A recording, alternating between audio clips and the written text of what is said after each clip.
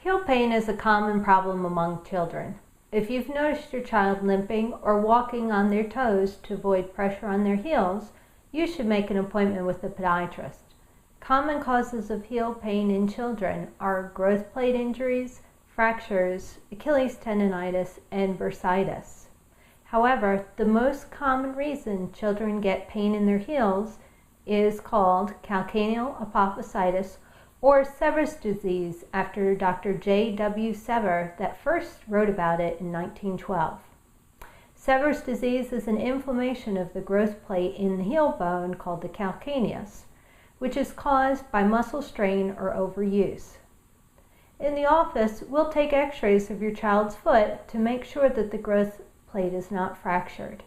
We'll also do a biomechanical exam to determine their foot structure.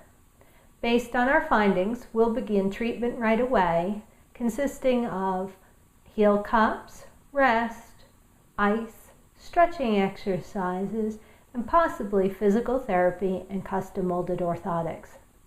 It's important to remember that these injuries can recur as your child grows and the biomechanics change. So make sure to bring them to see the podiatrist often.